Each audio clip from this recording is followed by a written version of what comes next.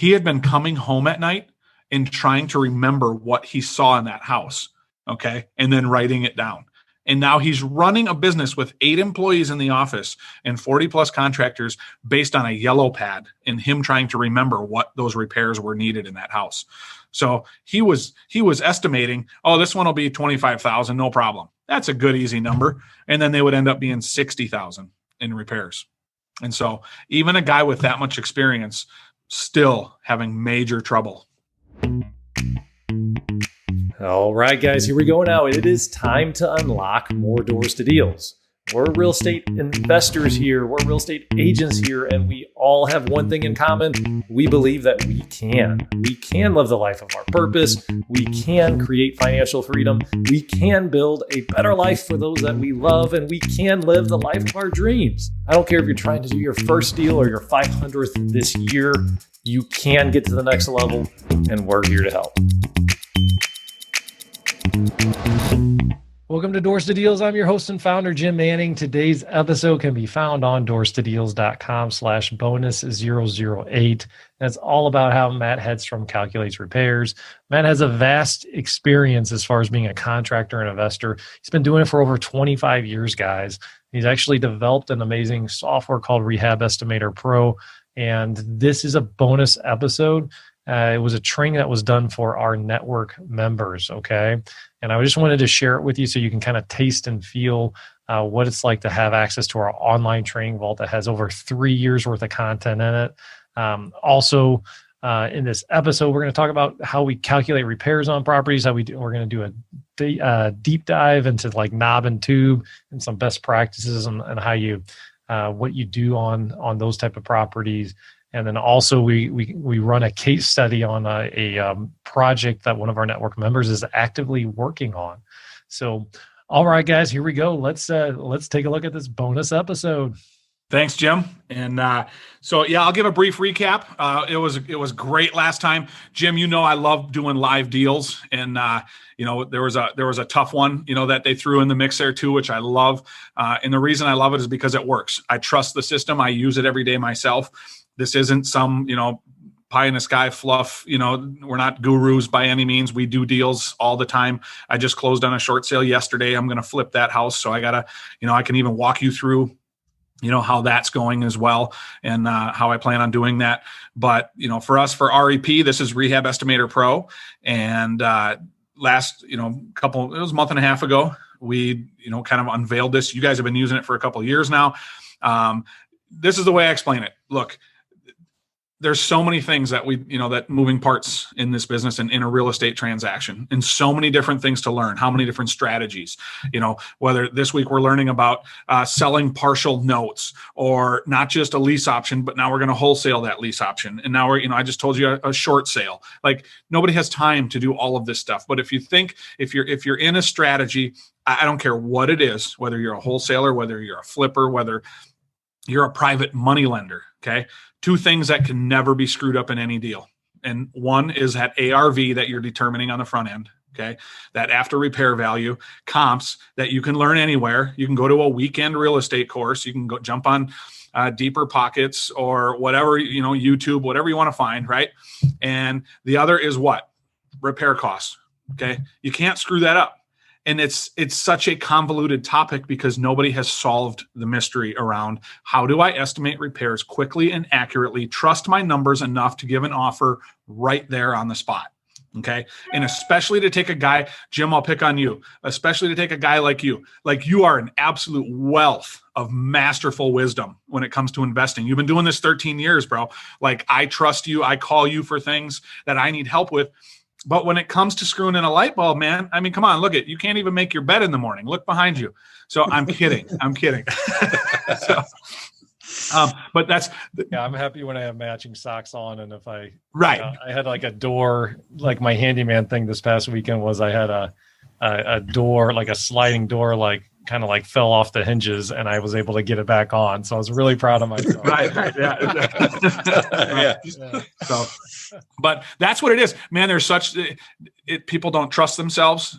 I've been a contractor for over 26 years. I can walk into any house and figure out what it's going to take just by walking around. How do we teach somebody to do that? So we developed a tool, and to make sure that you don't even have to bring a tape measure in a house, and you can have an accurate repair cost, a takedown number we call it, within minutes, okay, that you can trust, that works all across the country. So I asked Scott to be on today because this is great. He doesn't get to do this stuff a lot, and he's that what should I call you? The geeky guy, the Wizard of Oz, the guy behind the curtain. He writes code. He keeps us, all the website going. So he's the genius behind all of that. And so I thought he could share a little bit about, just give us a 1 minute. Who are you, Scott, and how you ended up here? Well, I've been in computers since high school, and as you can see, I've been around, and I love the computers. And in 2002, my wife and I got into real estate, so I understand both sides of this equation. But just like Jim, I have no idea what a roof costs, but I rely on the estimator. But I know how to make it so that it's easy to use, and Matt comes up with the numbers, and so we use it in our own business. We're right in the middle of a short sale right now, and we need to list all the repairs. And so why not use our own tool? Yeah. So what if you guys want to do another live deal? That was really fun last time. If anybody listening in here live has a deal they want to kind of like go through on the repairs, we can do that too. So chat in the chat box if you have kind of like an address and like a deal that you want to talk about that we can kind of go over. Now, while they're kind of thinking about that, the one thing on my mind is kind of like COVID and like kind of like some of these suppliers kind of like not being able to like produce some lumber and things like that, and like some of the fluctuations in the price. What are you seeing right now with kind of this uncertain environment and like how it's impacting like repair costs? Like, what are you seeing across the nation? So, man, and that's a great question, and it's something that we have to deal with every day. So, we talked about having a lot of different hats too, right? And different roles and parts that we're playing. So today, man, I was like, look, I'm not going to throw on the nice shirt. I'm not going to throw on the, do my hair kind of a thing. It's I'm meeting with contractors today. I'm meeting with suppliers, vendors, and honestly, it's playing that role, being that part, man. When I show up in the Carhartt, on the job site, and then I'm talking to contractors and I'm talking to vendors, I'm not showing up in a suit and tie and, some shiny shoes. And so, even when you're talking parts and supply, getting to the lumber yard, things like that. I mean, look, I'm heading out Burlington Lumber, I'm playing that role today, but this is a big part of our business right now. So I'm also building spec homes, but that's so lumber is a huge deal for us flippers. We're not dealing a lot with, we're buying, pieces and parts here and there. We're not building a house. So we're not affected by the fact that a 2x4 went from $2.40 to $8.50, over the course of 3 months. We are affected by that, but we're not buying an entire house. Okay. For that, that's just not what we're doing. The things that are affecting us, definitely right now are appliances. Okay. So, I made a move, a couple months ago, after seeing this and talking to others, being networked like this on your calls, Jim, talking to other investors, what's going on right now? Well, I bought 4 packages of, 4-piece appliances, stainless steel, and stored them in a pole barn, just because I had already, we're talking to other investors. They stopped building cores in the quarantine in the last, when the first go around happened. So once they started building cores again, man, those things don't show up, those finished appliances, till sometimes 9 to 12 months later. Okay. And you've got, they're building cores in Louisville, Michigan, Mexico even. So you have to stay ahead of that part and know, like, look, those that's really a tough part that people are finding is appliances right now. But outside of that, paint, lighting, you've got box stores, that have plenty, that you're getting. Flooring is something that, you want to pay attention to as well, just to make sure, call your flooring contractor. This is, this is one of those things right now that you should definitely have great contact, be in communication with your vendors, okay, with your suppliers, okay. So that's definitely something. Just like Jim, you know this. The worst thing you could possibly do is, if you've been in this business long enough, you're going to run into bad actors, you're going to run into bad deals, right? And so when you have problems that are existing coming on, like with contractors or some, guys not showing up, and the last thing that you could do that's terrible is to not be communicating with your private money lender, okay, on things that are, why things aren't progressing, okay? So right now it's the same thing with our vendors. I want to be talking to my, I want to be talking to my flooring guy. I want to be talking to my appliance guy, all right?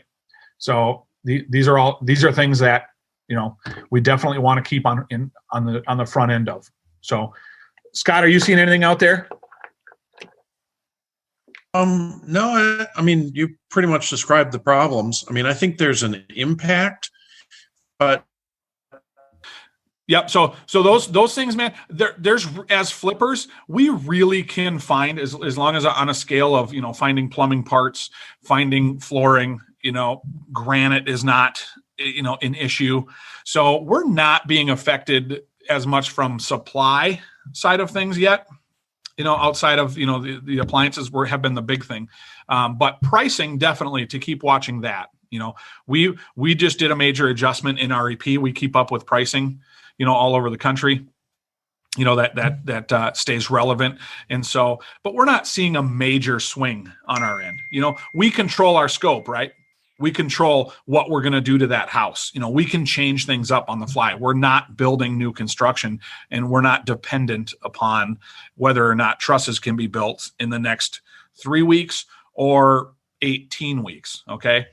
The big thing right now that you really have to be conscious of too is if you're pulling permits, and if you need like design review, if you're having to submit any kind of prints. Again, a lot of flippers aren't producing, any kind of drawings or prints, and a lot of flippers aren't having to go. We're just doing surfaces, and so we don't have to pull permits in a lot of cases. But those things we're seeing huge delays on. So that could hold you up on something that, hey, you close on a house and then you decide to start moving it, and then all of a sudden realize, oh, well, what do you mean it's going to take 8 weeks for me to hear back from the city? Well, nobody's in the office. Okay, well, are they working from home? Well, yeah, but you're on our schedule now, and that's how it is. We can't control these things. Gotcha. So going forward, you're not as worried about it, like kind of doing anything crazy. No, going forward either. Okay. No. And man, look at everybody is, everybody I talk to. Like I also run some big commercial projects as well. And even my union commercial guys are saying they're busier now in December than they have been in 10 years. Okay. Like everybody's working, materials are coming in. Yes, it's waiting, it's knowing what's going to be a problem, what's not going to be a problem, as we're moving forward, making some slight adjustments there, and that, again, you have to keep talking and communicating in this business with everybody. You can't just bury your head in the sand and then pop out and go, oh, good, I got a flip. I'm going to do this, this, and this, and then find out these problems. So that's why we're communicating this. But outside of, Jim, another, some kind of ridiculous, quarantine shutdown where, we stop local businesses and manufacturing plants from producing, because it could be cabinets next, if cabinet manufacturers aren't, if they get shut down, now you're talking about major delays coming up. So, but yeah, even like, and at that point, there's all these like Chinese, the ready to assemble RTA, or we call them KDs, knockdowns, where they'll ship all your cabinets, on a pallet, and they all have to be put together. Those are readily available, but for the box cabinets and American made, that could be a slowdown too. So, gotcha. But yeah, okay, cool. Yeah, no, thanks for sharing that. I'm always kind of interested in that kind of component of it, and like we live in a world that everything's kind of interconnected, right? So like it's interesting to kind of see what happens, and And one of the things I've kind of experienced over the years is like the different exit strategies. We talk a lot about that, how you can wholesale, you can hotel, you can flip houses, and just depending on what the market's doing, there might be a strategy that's a little bit more profitable, right? So, so I've never really had to, until COVID kind of came, I've never really had to even think about like repairs, and repairs maybe getting affected as part of that too, as part of the environment. Okay, so I have another question for you, man. So, do you have when you do like a walkthrough, like on a property? Like, you have a homeowner. Let's say you have a homeowner appointment. Actually, you know what? Let's say the property's vacant. Let's take the homeowner element out of it, and you're just physically looking for repairs. What is your process? Like, do you walk around the exterior? Do you go on down to the basement? Like kind of like, what's the order that you do? And kind of like, how do you do that? What do you do? No, that's a great question, man. Especially if it's, somebody who's not familiar, with even knowing what to look for, and then where do I start? So I use the software. I use Rehab Estimator Pro. It was developed as a full checklist system. And so that's what you're going to do, man. When you pull up to a property, you're going to just be in the exterior portion first. Okay. So you're just basically going to go down the list. It forces you to look at the check boxes. It forces you to look at the components that that we need to figure out. Does that make sense? So as you're looking at exterior, now it's going to force you to make sure that you look at all the components that you need to by going down the list. And then also with interior, and then the same thing with mechanicals. So it's really another safeguard, because trust me, let me speak from bad experience. Okay. I ran a really large remodeling company in Minnesota for many years. And I can't tell you, man, how many times this happened where, you get into a big job, and it's a six-figure, job and you get back and you're trying to bid, every single thing that you need to in the house, and you're not using a system. That's the problem. You've got some yellow pad that you're writing things down on, and trust me, guilty. That's how we do this, right? That's how we start, and unfortunately, that's how a lot of us remain in that place for a long time. And so you get back, and then it may be not until halfway through the job that you realize, oh my gosh, I forgot the millwork. Okay, speaking directly from bad experience, man. I didn't put anything in for new base, casing, and door. Like, oops. Okay. Where does that come out of now? That comes right off my bottom line. Okay. So at this point, at least, you don't have to have experience to look at a checklist and walk through. And of course, you're looking at major things like, how many times is this easy to miss? Where you're looking at the roof. Hey, look, you may not be an expert, but if there's curling shingles and there's shingles missing on whether or not you're going to replace it. If the roof looks fine, we as investors are not going to just say, yeah, let's put another roof on. Let's spend another $6,000, but did you look at the chimney? Like, is the mortar all falling out? Does it look like it's falling over? That's not going to be just another, throw a guy up there for $100, Can right? you kind of like pull it up and share your screen with us so we can kind of like, as you're talking about the checklist? Absolutely. So really what you do is you leverage your tool for your checklist to make sure you're not missing anything. Right. Yep. I remember. You have to enable me to share too. Oh, I do. I have to give you the power, huh? You do, man. I remember when I first started out, I was doing it on like pen and paper, and I would get back and I'd be like, dang it, how many doors? It needed new doors everywhere, and I forgot to count the darn doors. Yep. It needs new windows everywhere. I forgot to count the darn windows. And that's exactly what I'm talking about, is that, you wing it. And I think I was sharing last time on a call, a guy that I just consulted for a couple months ago that is running a business. He's doing 10 to 12 flips a month. Okay. Huge business. He has 40 plus contractors that work for him, but he had to bring me in, kind of secretly to go, look, man, I'm dying here. What's the problem? I'm bleeding out. What's happening? I need your tool implemented, but I need you to look further than that. What is wrong? And I found it right away. I went through his system. I saw how he was doing everything. I looked at his QuickBooks, and I came all the way back full circle to find it. Just like how we talked about in the beginning, what are two things you can't screw up, right? ARV. Well, he's got a team on ARV. That's easy. Especially he's got realtors on his team. That's what they do. They know how to tell us what the value is going to be based on comps, right? But what are those repairs? Well, this guy's a contractor, but you know what he's doing right here? Okay. He is literally writing down everything that is happening, okay, with his, just by walking through a house. And if he walks through 5 houses that day, he had been coming home at night and trying to remember what he saw in that house, okay, and then writing it down. And now he's running a business with 8 employees in the office and 40 plus contractors based on a yellow pad and him trying to remember what those repairs were needed in that house. So he was estimating, oh, this one will be 25,000, no problem. That's a good, easy number. And then they would end up being 60,000 in repairs. And so even a guy with that much experience still having major trouble.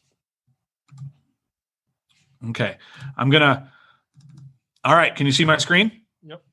Okay. So I am going to go through here, and I'm just going to go to, now we can add a new property, and I'm just going to do this right now just to show you a hard one, because this is one I literally just bought last night. Okay.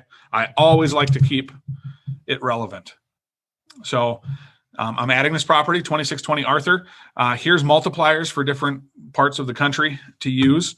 There are tutorials on that. I do not recommend using that unless you actually are going to.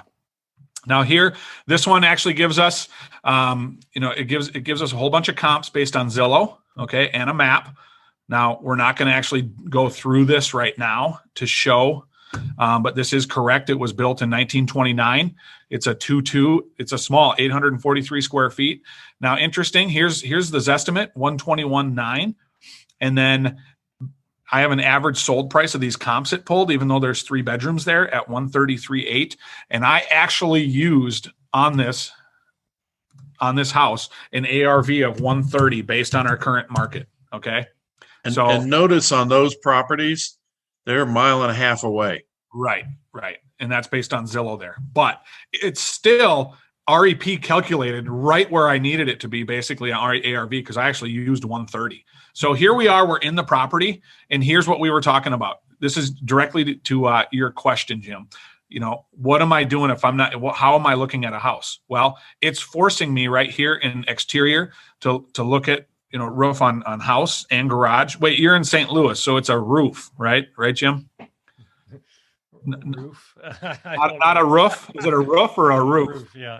Yep. So I always have to ask. So here's that, chimney repairs. Is there exterior painting needed? How many windows are we replacing? Gutters and downspouts, siding. It's not huge. We don't want to overwhelm. Here's something that almost every investor misses right here: light landscaping and cleanup. If I just go and check this box, it's going to throw $1,000 on this property. That's most of us get to the end of the flip and go, shoot, I forgot to put anything in for, wood chips and flowers. So, this one did have an exterior door. I'm not going to go through the whole thing. I know this had 3 windows to replace only in the front. So see how I'm just putting these in and it's automatically calculating my cost. So then I'm going to go to top. We've now walked in. We're always painting a house. Let's be honest. Okay. There's my number. I absolutely am 100% positive that I can get that house painted for that number. And that includes all of the millwork as well to paint white. We're definitely doing all the flooring. Again, if I go here, don't get lost in the weeds. This, when we review the scope of work, this is not going to show, I don't care what it is. I don't care if we're refinishing hardwood. I don't care if we're putting LVT, LVP, ceramic, sheet goods. Doesn't matter. This number covers the flooring for the whole house. Okay. This one is going to be a median kitchen with median appliances. We're going to do 1 full bath in it. So you see how this is making me look at everything? Kitchen, bath, appliances, flooring, painting. What does the millwork look like? Are there light framing and drywall repairs? Almost always. Do you have pictures of this property? Yes, I do, but it's something that we can do that on another case study and show, because I would have to really quick jump into my photos, which I don't know if you can see my Finder right now as I pull this up, but I really could. I could pull up photos, but it's something that, if I have to take the time to do it here right now, I don't know. Yeah, let's pull it. Does anybody have a real life property we can do a case study on? And the reason why I want photos is I really want to kind of just dive deep into your knowledge on and by having the visual of the photo, I think it will help. Because it's one thing to have the checkbox, but if we can kind of start talking about some of the nuances behind what you're doing here, I think it'd be really valuable. So it looks like, so Jeremy here says 312 Weiss 63125. Jeremy, if you can talk right now, I can, do you have photos of this property as well? And can I promote you and kind of have you bring you in and have you kind of talk about this property and this deal? Yeah, and we can go through, and that'd be great. I'll just run through the rest real quick as far as, to answer your question, what it's forcing you to look at, that checkbox. So then when we get into mechanicals, now it's showing you, hey, look, are you looking at the furnace? Is it a heat pump boiler? Most of the time, it's furnace, AC, the plumbing, hot water heater, all of the fixtures, switches, receptacles for electrical. Same thing with plumbing, demo, dumpsters, is there mold, asbestos, permits, foundation. That's really what it's giving you all of the main components to check for. So I want you to stay away from others until you get to use the system and know it, and you have a little bit more experience as an investor, because this is where you're going to actually add the values, where you are going to be measuring. So we really want to keep you in exterior, interior, and mechanicals, because that's going to be 90% of what you need to do. But if you need to add something, there's tons of code, for that basically itemizes everything out. When you're personally doing your assessments, what type of contingency do you put in there for just things you miss? So when you're talking on the front end, if we're giving an offer and putting in a contingency, it's basically going to say, look, we do want a final inspection, especially if it's something like a. Hey, let me ask you a better question. Yep. As far as do you have a contingency in there for like 5% of the repair budget?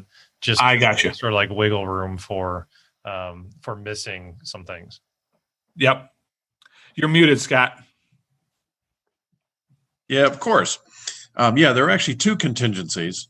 One contingency is on the repair side, and that one's run, I think that one's running 5%. And then there's also a contingency on the actual sale process. That's an additional 3%. And those are all proportional, so that if the worse the house is, the more the contingency. And they're all adjustable. So, if you're very confident in your skills, then you could tweak it down a little bit. If you're not so confident, you might tweak it up a little bit. And that's exactly right, guys. A contingency for an 80-year-old home that's a gut rehab that needs everything, I'm going to be a lot more conservative on than a 20-year-old house that that just needs carpet and paint, right? So you kind of do have to do a wiggle room there. So Scott, I appreciate that, man. So Jeremy, we kind of just added you in, so you have a property. Let's see here. So 312 Yes. Weiss. Can you pull up maybe some pictures for us? Hey guys, for those of you that are local to St. Louis, I wanted to make sure you knew about an amazing resource that we have to help do some extra deals. You can email our team at deals@3doors.com. And just so you know, we do deals with other investors all the time. It's been hundreds and hundreds over the years, and we've averaged over 100 deals with other investors per year for over the last 5 years. We can straight up buy the deal if you have a wholesale under contract that you want to sell. If you need funding to finance a flip, or you're doing a BRRRR strategy, we have funding available for you. If you're trying to wholesale a deal, we're doing doing JV wholesale deals with other wholesalers that, quite frankly, some of the deals we're putting together for a beginner or an intermediate investor, they'd probably be walking away from because we have systems and processes and we have buyers in place that are paying top dollar for these properties. So make sure you use this resource. And the best way to get and the easiest way is to just send us an email, deals@3doors.com. All right, back to the episode. So Jeremy, we kind of just added you in. So you have a property. Let's see here. So 313 Yes. Weiss. Can you pull up maybe some pictures for us? And I think So in its Weiss, and hey man, is it actually going to pull as St. Louis most likely? Because It will. Yes, it'll say St. Louis, Okay. Missouri. Okay. It's actually in the county, but it's Okay, so you guys what's that? no problem because we won't even need that. I've got that zip, so I don't know if. No, you need to set the two fields that are, or three fields that are really required are the address, the city, and the state. Okay, so let's just. Okay, so is it Weiss? Is it street or is it? you're in Wisconsin. Avenue. Oh, whoops, my bad. That's what. Weiss Avenue. So we'll try that. We'll try the right state. Okay. Yeah, it works better. Nope, not. Okay. Okay, so it did. Is this 312 Weiss Avenue? Was it built in 1890? Yes, there's actually two houses on this lot. Okay. So yeah, so this is going to be, I mean, you're going way back and Zillow doesn't even have, any data on other than the fact that, yes, they show a 5.4. So that's 2754. That's a big house. That's a big house. So once again, that shows two separate houses. So the square footage is also going to show the two houses as well. Okay. So are you saying that these are combined? Is that what you're telling me? No, they are two separate houses on one lot. Gotcha. We can go through one of the houses if you want. Gotcha. Okay. So, and is this fair to go through this 5.4, 2754 square feet? Probably about half. So one is a 3.2 and the other was a 2.1. Okay, interesting. So that's how it's actually loaded in public records then too, as they've combined this. So yeah, that would throw you for a loop for sure. So we can go edit this property. I'll show you how to do that, which will be great for you guys to see this. So what did you, doing your own due diligence, man, what did you put in for ARV, especially since there's two houses? You're going to be selling two separate houses, correct? Are you going to try to split these? Yeah, I am definitely going to try to split the lot. Okay. So the total ARV came back at 120. At 120, and that's for one of the houses? That's for both of them together. Okay. So on the same lot. So I did not split them. So I didn't actually do a complete ARV for both. Okay. So what would you, because this is obviously, getting a little more complicated than almost every, 99% of what you do. How would you, when you're figuring out on your books on acquisition side, you're saying, oh, we definitely need to split this, to have two separate houses. Would they each be worth 120 if you were able to split them? I think fully fixed up, they're probably worth 100 to 120 each. Correct. Okay. That's about what the sales price in that area is. Okay. So let's just split that in the middle and keep it easy and do one house. Is that fair? Okay. Yes. So we'll keep that at 110,000. And then we're going to go over and edit this property. Okay. And the ARV, you really want to have that is it making adjustments based on like a kitchen and $1 million price point is going to be a little bit more than a $50,000 house. Is the tool doing that behind the scenes? Yes, but it's also you're dictating what kind of kitchen, whether it's a high, medium, or low end, and also square footage is very important as well, and that's why we want to basically split this. Do we want to go 1,300 on this? Yes. Okay. All right. And so and you said a 3.2 then. that we'll keep this at? This particular one is more like a 2-2 right now. Okay. With an extra, like the loft area, I guess you could consider it a sleeping area. I haven't actually built a. And that won't matter. I mean, as much because it's not gonna base it on that. So now, we've got our area of 110,000, and now our square footage is accurate, and that's how those are the important parts that we're looking at. So if you don't have pictures, that's fine. We can go through this, and you can tell me, real quick. We'll just walk through this and say, hey, man, does it need a roof? No. No? Okay. Same thing with the garage. Is there a detached garage? Doesn't need a roof on there? No garage. Okay. Chimney repairs, tuck pointing? No tuck pointing. Okay. Exterior paint, or are we putting new vinyl on it? Anything with siding? It's got good vinyl. Just needs a little bit of replacement in like one little section. Okay. So for the vinyl? Correct. Okay, so I'll show you that on the back end then, because that would be something. This is going to do the whole house. We're looking at it quick. We know we need a number there. We just know that it's not. Obviously, we're not going to do the whole house. So, windows. How many windows are going to be replaced? No, none of the windows need replaced. Okay, all right. So for 1890, somebody's already done this house. Somebody's already worked on this house. It sounds like. Correct. Especially if it has vinyl, obviously. So how about gutters? Gutters, no. Okay. So the exterior is pretty good as far as is there anything needed besides doing some light landscaping and maybe exterior door? There's a little bit of the actual coping around the top. That needs to be the metal needs to be replaced, and then there's a portion of the siding that has a couple holes in it. That's it. That's pretty minor. That's it, and not even a door. So I mean, you've already picked up a great, this house has already been done on the outside, so that's fantastic. So we're going to move to interior. Man, if you're going to tell me that it doesn't need paint or flooring, then we're basically just going to put a sign in the yard and sell it. So no. I'm trying to copy the pictures right now. Trying to figure that out. No problem. We'll still go through this. So we're going to do paint and flooring, I would assume, correct? Yeah, definitely paint and flooring. Yep. And this is definitely not a high-end kitchen. I would even question whether it's a median kitchen or low. So this is going to add 6,000. Is that pretty close to a number that you would suspect for a kitchen in that kind of house?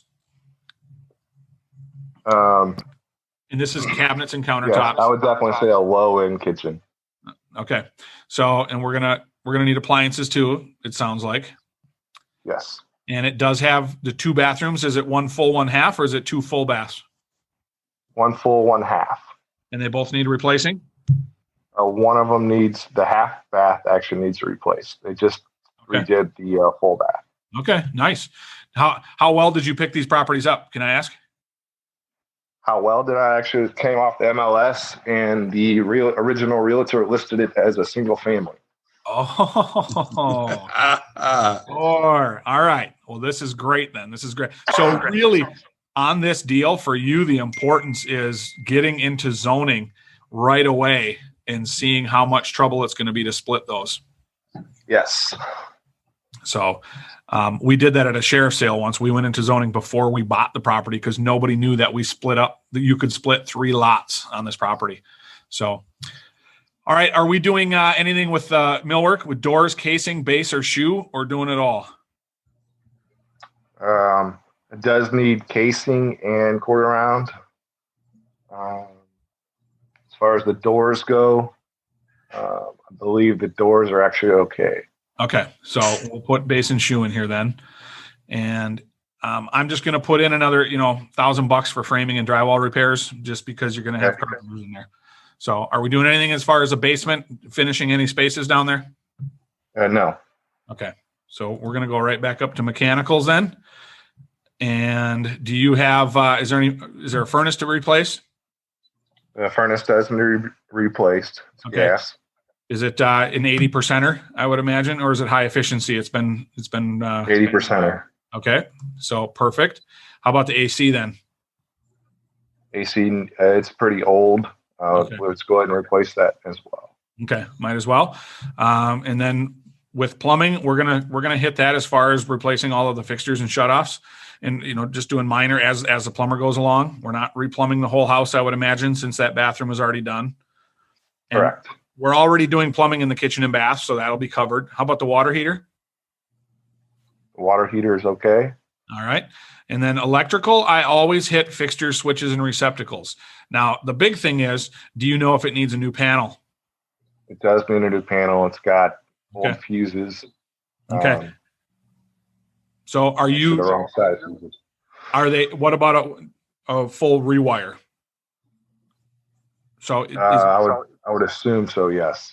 okay, because now you're getting into opening up walls. Do you know if it has to be done based on, is it knob and tube, or is it something that, because a lot of times just replacing the panel, you don't have to rewire, but because rewiring, you're going to be not knob and tube. Okay. So then I would say that it does not need a full rewire. And that would be something that you have, because now you're opening up walls and ceilings and everything else. And that goes to quite an extreme. So, Matt, can you talk to us, tell us a little bit more on kind of your decision on this, whether it needs to be replaced or not? Just give us a little bit more context on that. Yep. I'll share again there. So, but yes, when you're walking into a house now, is it Jeremy, right? Yes. Okay. So, you're looking at the panel. That's obviously one of the most important things. So you're coming in there and looking, okay, well, we all know if it's a screw-in fuse, that's very different from, a breaker. And even sometimes if you have these push button breakers, you're looking at that panel and going, oh, that looks shady, or, oh yeah, that looks, newer, and it looks like mine at home, kind of a thing, right? We're not bringing an electrician to look at every panel at every house that we are considering to buy. So you already know, oh, hey, we need to upgrade the panel. That automatically in my head goes, oh, that's going to be at least $2,000. Sure, somebody can get it done for $1,700, $1,800, but I'm just going to go with, hey, that number is around $2,000. So it's very rare to rewire an entire house. Okay, knob and tube, if you're not familiar with it, goes back, and now an 1890 house originally would have had all knob and tube. Now you can actually Google this. Probably in 1890, it probably had no electric at all. Right, right. And no closets either, because you didn't have any extra clothes. So, That's right. Maybe no plumbing, Scott. Who knows? Exactly. Right. But so you can look up images. I mean, I could do that right now. If it's something that you say, hey, what is knob and tube? Well, basically, if it's the big thing is it was a single piece of wire that had a cloth wrap around it. Okay, and you can tell right away, and I can I can even pull up images here, and let's see. I'm going to share my screen again. All right. So do you see this? You see my screen? Yes. Yeah. Telltale sign here. See the porcelain little standoffs, and you see the wire that has, it actually has wrapping around it. Okay. So it actually, this is, you can tell something's been added or fixed, but you see this cloth on top of the wire. This is an easy way to tell if it's knob and tube. These old porcelain standoffs that they have and the wires going through. Okay. So the rule of thumb, basically, if you ever run in, especially if you're in a house this old, if you can visibly see any of it, then replace it. That is the rule. If you open up a wall and expose it, you are on the hook. Replace it, especially for your own sake. That's a fire hazard. If anything happens in the future, yes, you can still get in trouble for this. So replace it if you see it. Any inspector will call it out. Even if they miss it, you need to get it done. This does not mean that you have to go through the whole house even and replace everything. If it's buried in the wall or ceiling, you can leave it there and still use that wiring. That's why I was saying it's very rare that if you have to open up walls. I did one this summer, just so you know, that I knew the house. It was built in 1923. It was knob and tube. Okay. I actually made the decision after I bought it to gut it to studs just because my electrician said it's going to cost you so much anyway, just to open all the walls and ceilings that you're going to have so much patching to do, you might as well just do it right, insulate it right, run new wiring, open the walls up. But that is an extreme, okay? So in most cases, you would not have to do that, okay?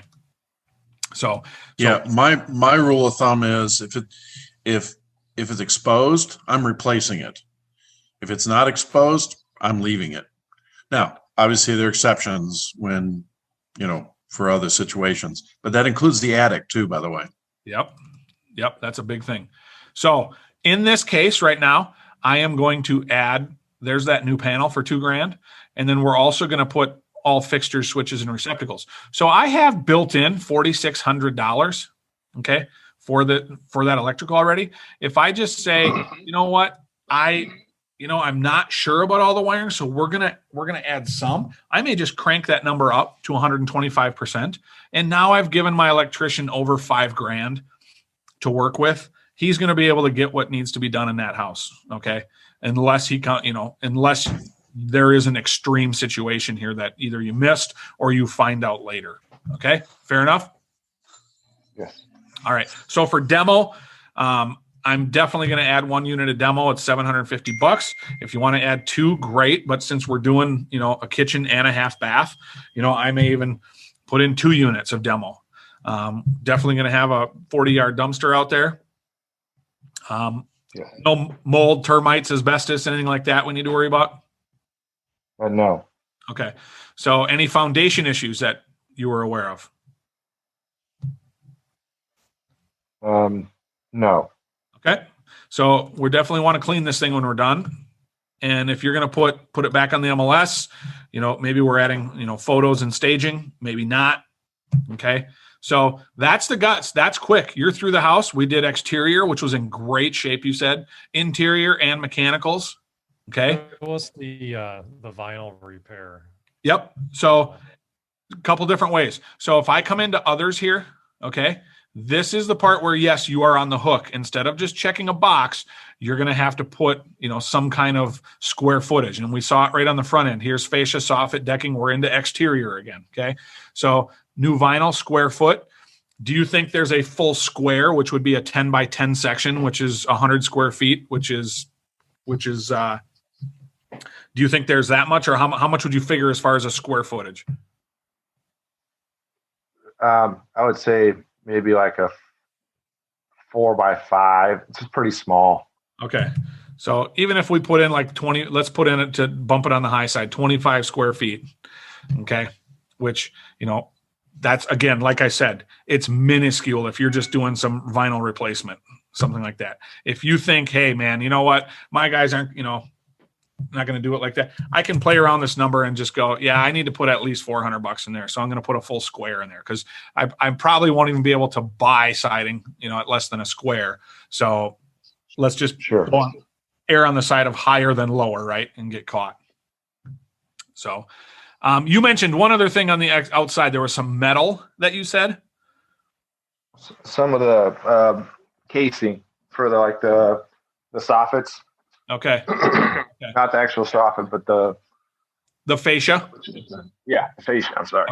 Okay. What it's called. So, and again, this is a minor part of, you said there's a little bit of siding, a little bit of this. So really, this is not the guts of what we're trying to get here, but we just we need a number at it. So if we're going to put, we'll just put 100 linear feet for $300. Do you think you can get a guy out there for $700 to $1,000 to fix up the exterior? Oh, yes. Yeah. And I would say for sure, in that case. So that's where I wouldn't try to get, spend too much time on that, because, we're there. We're trying to get a takedown number. What is this going to take? So in the end, man, we have basically checked boxes. You've told us what this needs. We're at $46,289.60. I'm going to calculate offers on this with an ARV. Now, again, this is a tricky situation because you bought both houses, at the same time, and you're going to split it, but $110,000. My cash offer for the one house is $30,597. So it's up to you if you want to share any other details. And again, it's tricky. It's a different situation. You've got 2 houses on 1 lot. But if I create a PDF for the seller, I'm going to show them the offer details, the repair estimate.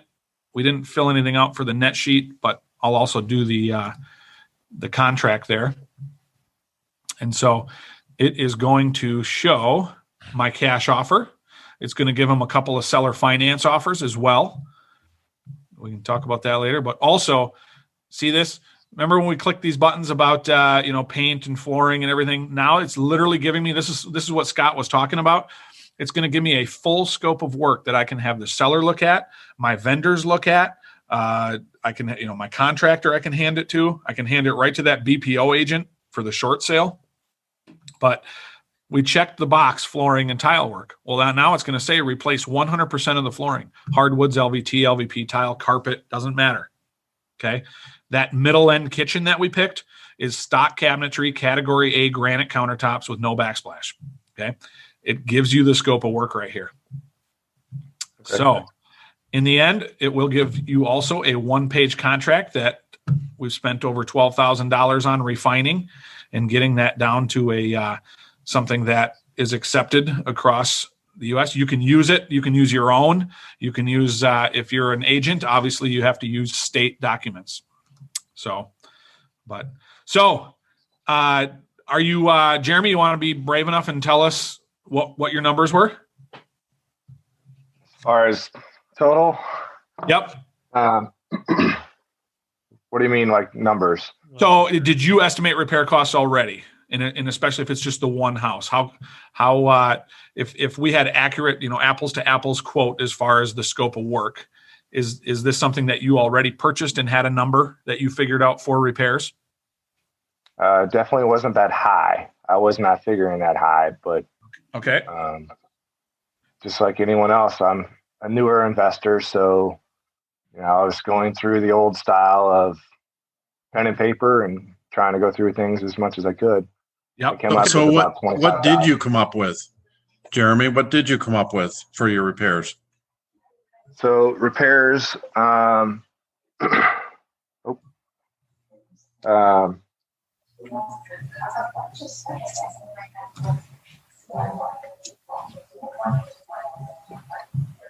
I came up with the kitchen needs replaced. He said about 6,000. I figured about 5,000. Okay. Full appliances, so needs that done. Flooring throughout the whole house needs to be done. Yep. The upstairs bathroom, which is a half bath. Yep. Like we said, the AC and the furnace, going to fully replace those. The electrical, all I did was I figured in, I think it was like close to $2,000 for a new panel. Okay. I did not replace that in originally, like we were talking earlier. Okay. I didn't see a need to replace any of the 2-prong electric, but. Okay. So Jeremy, you're saying that like all of the outlets in the house there's no ground on them. Is that correct? Correct. Okay. So then I would not, you're right. I would not grandfather, that is grandfathered in. You do not have to have grounded receptacles, okay, coming in, but let's keep that panel in there. But again, are you going to replace any lights? No major lights. Okay. So then let's just keep it at the panel. That's fine. So we'll just keep it at that. If, in looking at these are great numbers for a furnace, $1,890, $2,450 for AC. As far as the kitchen, if you said you're at 5, okay, great. If you can make that work. Appliances have definitely gone up. So this number recently changed. So you're at $3,250 for appliances. We could go with low end appliances at $2,500. Mm-hmm. Yes. We could also, we could keep it at a low end kitchen, at $3,500. But I would just let's not err on the side of trying to whittle this down. You know what I mean? Paint at $3,445 and flooring at $5,000. Those are pretty solid numbers. I wouldn't deviate from that. So if you had something that was, framing and drywall, we just added this for repairs. We could take that. That was just something that we wanted to throw in there. If, that base and shoe you needed. What were you saying? Correct. Definitely don't need. I didn't see anything we needed for framing and drywall, but I mean, obviously there may be something that may pop up. Okay. Definitely the mill work. Okay. So based on what you told, I still, we're still at 40,000 right now. So I wouldn't, based on what you told me for scope, I wouldn't deviate, much further off of that. So okay. Sorry, I'm still trying to figure out how to send these. I was going to try to maybe send them to Jim's email because I'm not able to share them. So I'm working on doing that. No problem. Can you drop it into the chat? No, I tried that, fortunately. Okay. That should have worked. Man, that's fine. I don't, you've walked the house. I don't, disagree at everything. This was pretty minimal as far as, you've got paint, flooring, a kitchen, a bath. I mean, there's the exterior's good. I mean, that's solid, man. So I just wouldn't, based on the numbers and what we plugged in, I wouldn't be comfortable going any less than that $40,000, for repairs and that's basically just going through that checklist. So that's the best advice I can give you. What was your number, somewhere in the 30s? It was about 25,000. Okay. So yeah, I would go back through that and double check. Okay. Yep. Definitely so. Now, again, obviously, if you're looking good as far as the, I do see a Zillow link on there. I can pull it up and then try to screen share it. But so for this, I would go back through, but you're already in a good place where you've got two houses. You knew what you were getting. You knew that something got missed, right? And that you're doing so that's great. So, and at that point, you've got some room to work. But this is why, guys, and Jim, I'll stress this. This is why having a system and something versus just kind of pulling a number out of our rear end at, hey, you know what? 25 grand sounds about right. Right. So that's okay. Can you guys see the Zillow screen? Yeah. Awesome. All right. So perfect. Thank you, Jackie, for finding this. So, okay. Nice brick here. That is this is the right house, right? 312 Weiss Avenue, St. Louis. 6. It's the right square. It's showing the same 5-bed bath. So the one I was considering was actually going through was the back house. Okay. Is that right here? This vinyl one? Yes. Okay. Yes. Got it. So that's going to be an interesting. That's considered more of like I see a lot of these in Racine, Wisconsin, where they put this additional like guest house or whatever you want to call it, mother-in-law. So you really do need to get into zoning and sit down with them and figure out what you can do. Because I even see a front door that's kind of shared with the same. Is there a door on the other side that accesses the street behind it? No. Okay. So this will be a tricky one, man. Your next stop is going to want to be getting into zoning and having them pull it up, and they'll tell you exactly what. Okay. They'll be real honest with you. It won't be a question mark. Trust me. Yeah, and I mean, what's nice about a deal like this, guys, is if you can buy it on like cash flow and on like it's the numbers still work regardless if you get it into two lots or not. Yep. Like it's still, even if you don't get that, Jeremy, it can still be a really good deal for you, a really good investment. So, yep. Absolutely. So are you planning on flipping this or you planning on holding it like Jim's saying? Holding 2 rentals. Okay. Oh, then you're in a great. So here's the deal, man. And this is where we'll change. And man, a lot of these pictures that, there's great. I see what you're saying with the bass, but, man, the houses are great. Yeah, that's the main house. And here's the house I was talking about. Okay, man. And this is even better. This is in great shape. That's a poured foundation too. It looks like. Yes. So, yep. I mean, honestly, man, if you're renting this, I wouldn't even. Well, yeah. You don't even have to take out cabinets, man. I mean, that. Just paint them. Yep. So then that number is, oh, look at this. This is a great buy. Yeah. And there's your screw-in fuses. Man, honestly, looking at this, if I'm looking this at with different eyes as an investor right now going, and I'm going to rent this, dude, I'm just going to update that electrical panel. And, I'm just going to do flooring and paint as needed and get a tenant in there. Because that's a great looking. If you're going to paint cabinets, more power to you. But as a rental, that thing looks like it's ready to go almost right now. So you may not have to invest near what you thought, into this to get it going, to get tenants in there. So that's a good looking house. And it, from what I quick read, the front house already has had a tenant for 6 years in it. It does. Yep. So, and if that's already being lived in, shoot, you just turn this sucker on and go and get it refinanced after you get another appraisal and done. If you're using private money on that. So, all right. Well, great, man. That was awesome. And that's, again, that's the importance, Jim, of even having that exit strategy in mind at first, because I'm looking at this house completely different if I'm going to actually rent it out.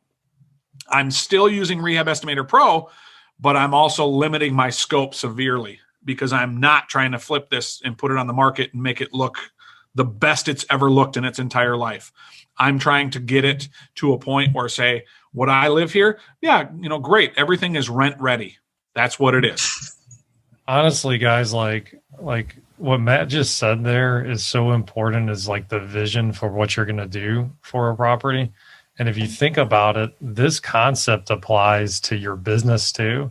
Like, do you want to be more of a landlord? Do you want to be more of a flipper?